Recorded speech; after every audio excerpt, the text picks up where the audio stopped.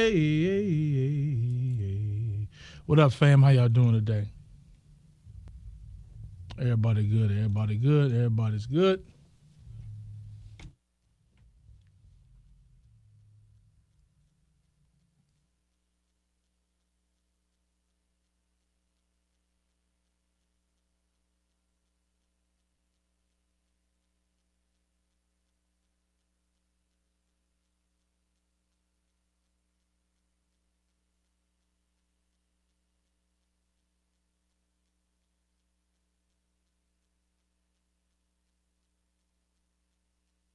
The show, man, we ripping it up. 93.1, steady giving it up. It's the Sylk show, hey, we digging it up. Playing old school, new school, mixing it up.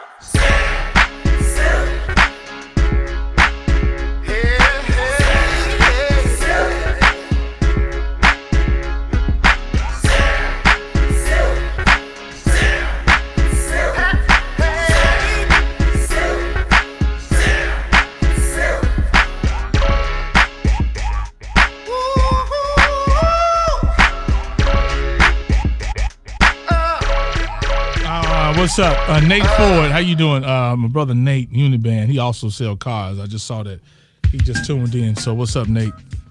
Can I get rid of that car that's just sitting in the driveway for, I need to do something with it. Me too. Yeah. The Me Too movement. Right. What up, Nate? What's up, everybody? Talking to folks here on Facebook. Need to get a vehicle for the business, Nate. Send me some prices. I'm not trying to spend a lot of money either. Yeah, Nate. We decided relationship hour, good afternoon, and hot topics. All right, so we doing it all today. Good afternoon to producer of the show here, Kenya Brown. Good afternoon. You doing good? I'm great. All right.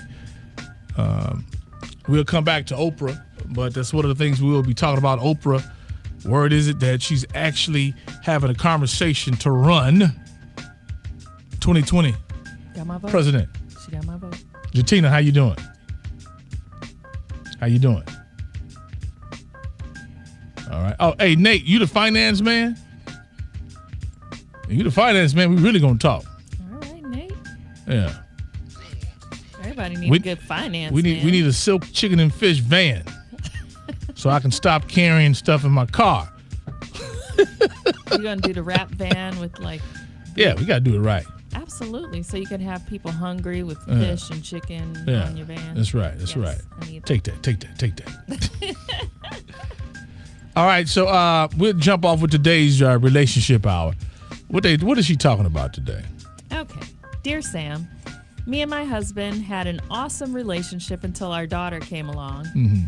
We used to compromise on being on the same page, work things out, but now everything is his way or the highway, and as my daughter gets older, it gets worse.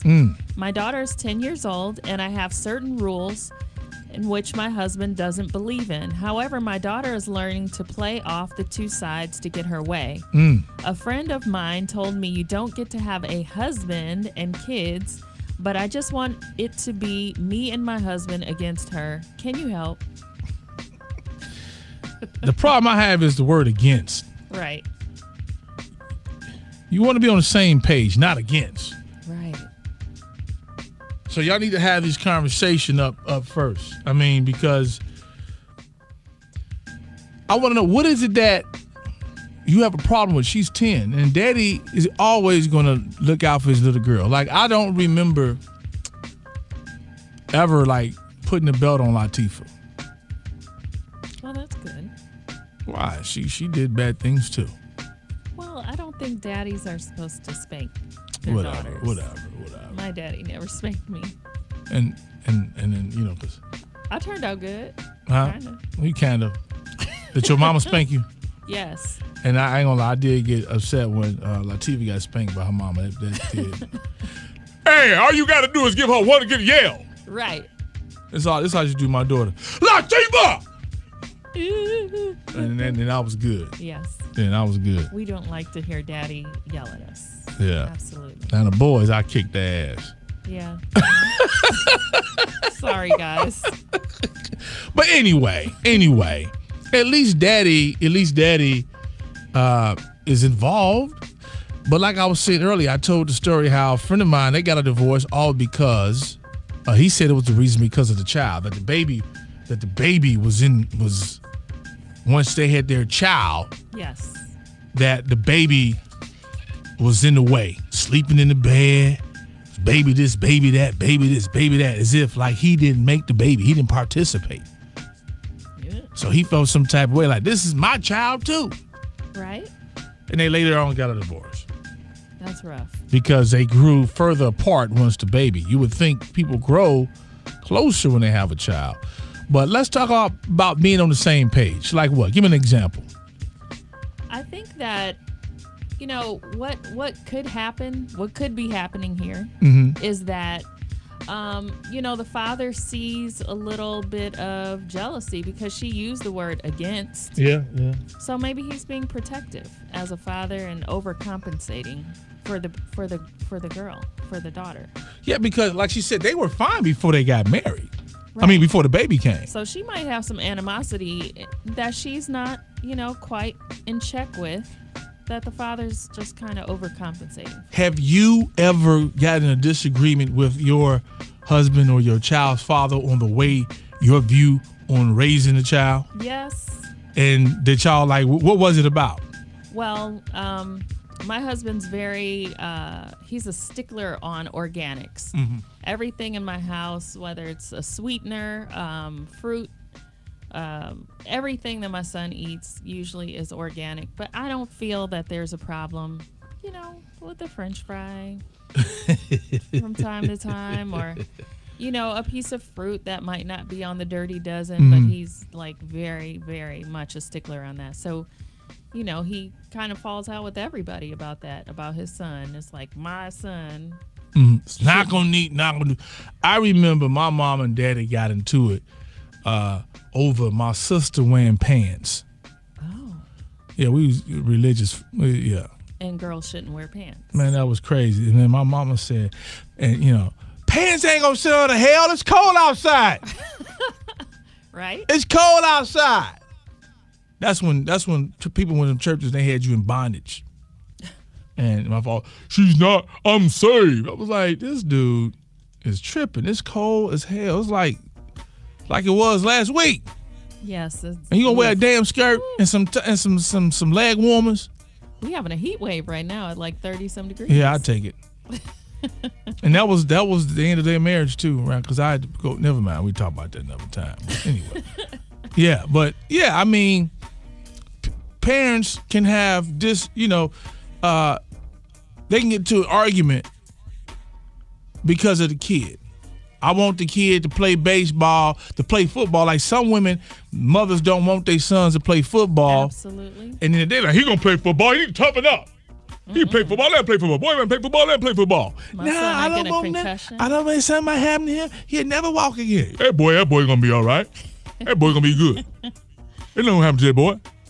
But you just have to communicate. You do have to get on the same page. You have to sit your husband or your wife down when you're not in the middle of a disagreement and just talk things through. You know, our child is really smart and they know how to play us against each other because that's true. My 3-year-old could definitely play us against each other if we weren't solid.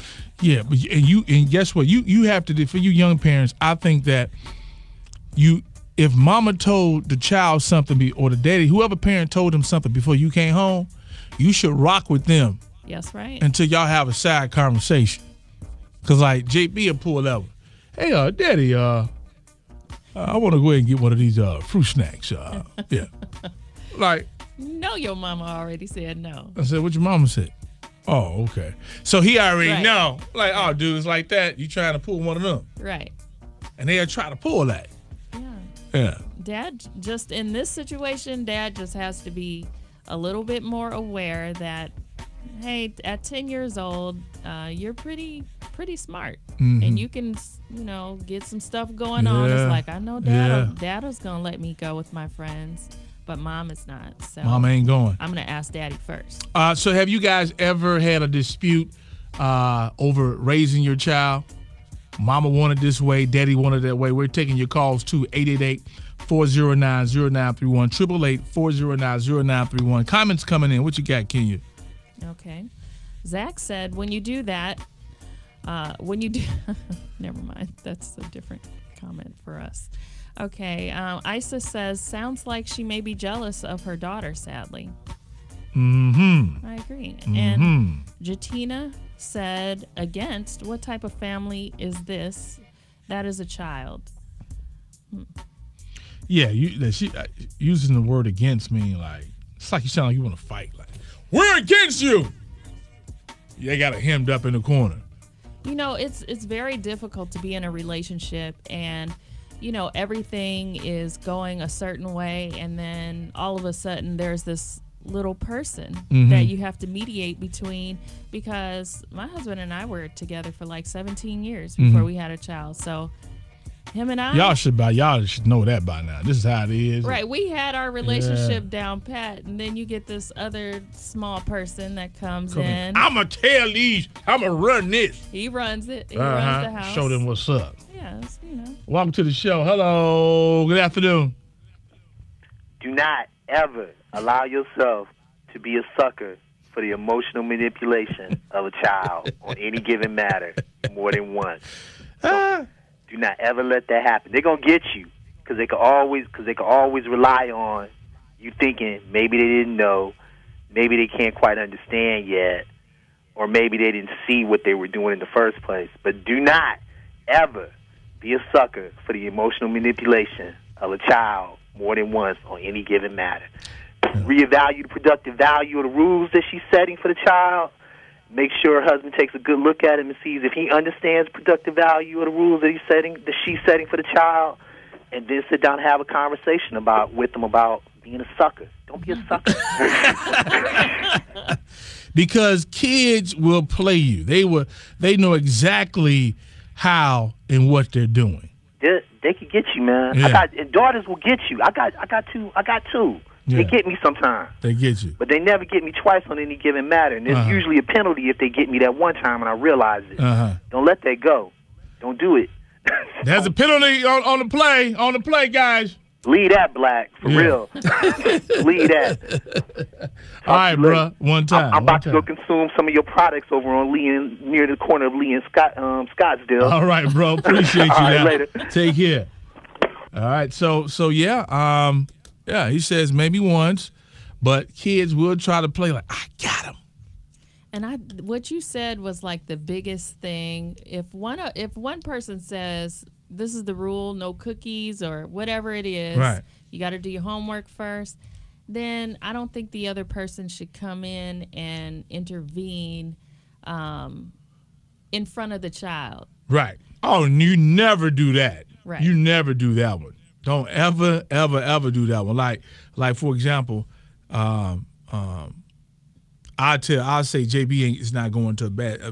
I mess with him with his baseball. He ain't playing no baseball. He ain't going to a game today. Right. You know, his mama said that. Then we have a conversation later on. We have been suckers. Right. And say, you know what? He do need a little discipline. He need to get out the house and play a little ball. Let's take him and tell the coach he can't play. Yeah. Let him watch the game on the bench. Hey, whatever works, but it's got to be the two. It can't be, arguing back and forth in front of. I said he can go, with his friends. No, not at all, not at all. Sam Sylk Show. Hello. Hey, what up, Sam? How you doing? Happy Monday. Happy Monday. Happy Monday. Hey, Doc, I got to go back to the book on this one. First of all, there's a thing called psychological incest. Mm-hmm. Psychological incest. Psychological incest? Yes, sir. Okay, what is that? Psychological incest is when a parent draws to their child as if they were the other mate in every area except sex. Okay. So the child moves the other parent out the picture almost to where now the parent is more leaning toward the child than they are their own mate. Ah. Because the book said, therefore shall a man leave his mother and father, the two closest people you got in your life, and cleave to your wife or to your mate. Which means in every other relationship you will ever have, it'll be two people, you and. But when it comes to the marriage, it's only one. And so you got to have that balance, because before that child came into the picture, him and the wife was close. They was doing what they needed to do. Now, she don't need to be against her child, because it's not the child that's the problem. It's the husband that's the child that's the problem. Yeah. That's where your real problem lies. But I understand that, and many people actually go through that. More men usually than women. Okay. Because once the children come into the picture, I mean, it's a sad thing, but think about it. Most people say single people have more sex than married people. Why? Because once you start having kids, you forget to be married. You forget to date. You forget to hug up. You forget to take time and spend time with each other, because life done pushed it all out. And so many people end up in divorce because they don't know how to stay married, because they forgot why they got married in the beginning. Good stuff, and it's called psychological incest. Yes, sir. Psychological incest. All right. Hey, man, appreciate that. Appreciate you. Y'all have a great day. You too. You too. All right, guys. So you heard it. Hey, nothing else said after that. Drop the mic. Yeah, he was like, let me tell y'all what this is. Psychological incest. It's when that kid clings to one parent. That parent, they like a couple outside of having sex. They do everything else like a couple should. That's crazy. Other than sex. That's true. I explained the story about a friend of mine. You heard it.